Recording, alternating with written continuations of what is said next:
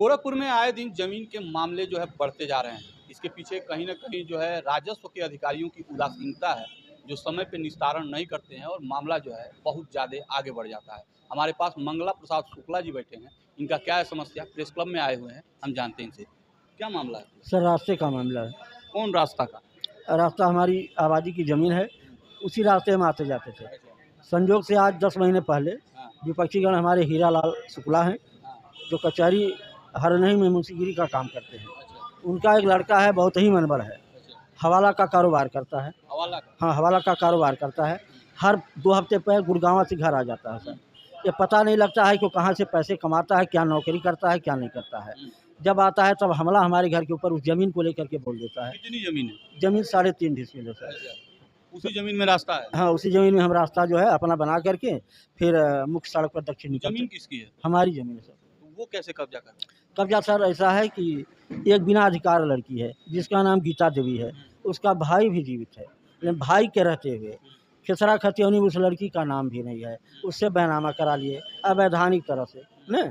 उसके बाद तभी से दबदबा बनाने लगे हमारे घर के ऊपर कि तुम्हारा रास्ता रोकूँगा, तुमको आने नहीं दूँगा, जाने नहीं दूँगा। बैनामा कहाँ कराए थे? निबंधन कार्यालय में कराए हाँ, थे या वैसे कहीं स्टैम्प वगैरह? नहीं निबंधन कार्यालय या जैसे भी मतलब खजीनी में करवाए थे। करवा ली तो उनका नाम भी चढ़ गया खतौनी में? नहीं, आबादी में नाम सर नहीं चढ़ता है। अच्छा, आबादी की ज़मीन का बैनामा कहाँ होता है? अब सर करवा लिए। नहीं, नहीं, बैनामा नहीं कराए होंगे, वो जो कहीं लिखवाए होंगे। नहीं, बैनामा ही करवाए। बैनामा समझ रहे हैं किसको कहते हाँ, हाँ, बैनामा होता है, आबादी लंग की ज़मीन का बैनामा होता है। हैं? अच्छा, हाँ, वो उससे लिखवा लिए हाँ, उससे लगवा और लिखवा। लिखवा लेने के बाद जो है हाँ, काबिज़ होना हाँ, चाहिए। काबिज़ हो भी गए हैं, थोड़ी-सी ज़मीन बची हुई है। तो ज़मीन आपकी है तो दूसरा कैसे कर सकता है? सर उस ज़मीन हमारे भी नाम से है, हमारे पत्नी के नाम से है। आपकी पत्नी के नाम से हाँ, और उसको जो है वो कर लिया। हाँ, उसको कर लिया। आबादी की ज़मीन कैसे पत्नी के नाम से हो सकती है? सर आबादी की ज़मीन का तो कोई कागज़ नहीं होता है।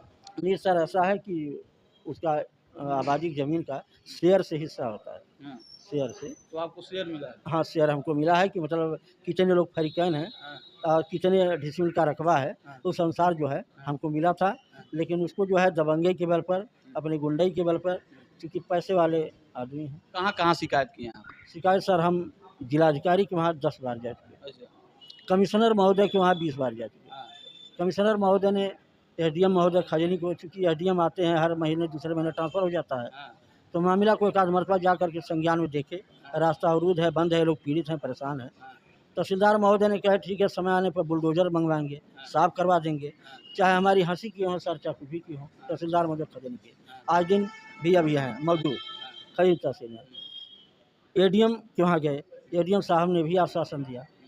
जिलाधिकारी महोदय तो हमेशा आश्वासन देते रहे, लेकिन कार्रवाई कुछ हुआ नहीं। कितने दिनों से रास्ता अवरुद्ध है आपका? रास्ता सर आज 10 महीना हो गया और और एसडीएम साहब कब गए? एसडीएम साहब आज 2 महीना पहले तक गए हुए थे, तब नहीं, से एसडीएम गए वहाँ मौके पे देखे, उसके बाद भी जो है आपको रिलीव नहीं मिला। रिलीव नहीं मिला। उसके बाद हम मुख्यमंत्री दरबार तो सर पहले से ही जा रहे हैं, 5 मरतबा जा चुके हैं। हाँ, वहाँ से भी यही आश्वासन मिला कि निस्तारण जल्दी होगा, हाँ, जल्द निस्तारण करा दिया जाएगा। लेकिन मुख्यमंत्री के वहाँ से भी कोई रिलीव नहीं मिला। एसपी महोदय के वहाँ भी गए 2 बार, एसपी महोदय के वहाँ 2 बार गए। उन्होंने फ़ोटो लिया हमारे वाइफ़ का और कहे कि जो है आप ले जाकर के थाने पे दे दीजिए, आपका रास्ता खुल जाएगा, लेकिन कुछ रिलीव नहीं मिला। एसओ महोदय कहे कि राजस्व का कौन मामला थाना लगता है? बाँसगाँव, बस हाँ, हाँ, कोई कोई फ़ायदा नहीं कोई हुआ। फ़ायदा नहीं हुआ। अच्छा, 8-10 महीने से कोई फ़ायदा नहीं हुआ। जिस खेत के रास्ते बच्चे विद्यालय जाते हैं, खेत में पानी भर जाता है, तो खेत के रास्ते विद्यालय में बच्चे नहीं जा पा बच्चे रहे, स्कूल नहीं जा पा रहे? नहीं जा पा रहे हैं। उनका भविष्य अंधकार होता जा रहा है, अच्छा, 8-10 महीने से। हाँ, हुँ, ये पूरा मामला। ये पूरा मामला है। अच्छा, और अच्छा, यहीं तक नहीं सर, हम लोग रास्ता भी क्लोज़ है, हम लोग डर करके अगर न रहें, तो हम लोग के ऊपर और भी हमला हो जाए। हमला किया है वो पहले भी? हाँ, पहले भी किया है और हमला इस नाते कि क्यों जाते हैं तहसील में, क्यों जाते हैं थाना पे। हमला किया तो जो है उसका कोई शिकायत वगैरह एफआईआर वगैरह हुआ? शिकायत सर उसका थाने में हुआ।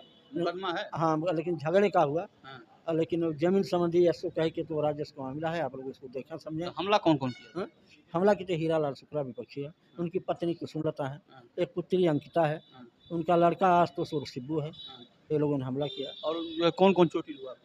चोटिल हमारी बच्ची हुए, हम भी हुए थे। हाँ, अच्छा और बच्ची क्या नाम है आपका? नेहा शुक्ला सर। कब घटना हुआ था ये? हमला सर कब हुआ? घटना 10 महीने हो गए लगभग सर। और हम लोग का पूर्व से होकर के पश्चिम तरफ निकलते हैं, दक्षिण के साइड जाते हैं और मेरा 8 किलोमीटर रास्ता है जो, और 40 फीट मेरी है चौड़ाई सर।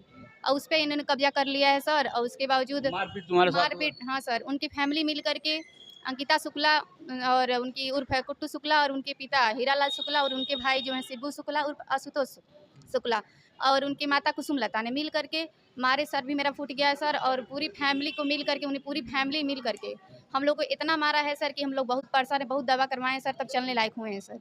और सर आँख से दिखाई नहीं दे रहा, सर पे ही मारे हैं सर, चोट लगा था। और उसके बाद हम लोग बहुत परेशान, बहुत दिक्कत है। उसके बावजूद हमारा रास्ता भी बंद कर दिए हैं जाने आने का। किसी के खेत रास्ते जाते हैं, उसमें पानी भरा हुआ है और वो भी मना करते हैं कि मेरा खेत रास्ते मत जाओ, खराब हो जाएगा। लेकिन हम लोग ज़बरदस्ती घुस करके जाना पड़ता है क्योंकि हम लोग बहुत दिक्कत में है सर। कोई सा रास्ता नहीं है, सिर्फ एक ही रास्ता है। मुख्यमंत्री जी जब गोरखपुर में होते हैं तो लगभग 300 से 400 लोगों की जो है फरियाद सुनते हैं, जनता दरबार लगता है, लेकिन कभी ये नहीं पूछते हैं कि जिनकी फरियाद सुने हैं उनके साथ क्या हुआ।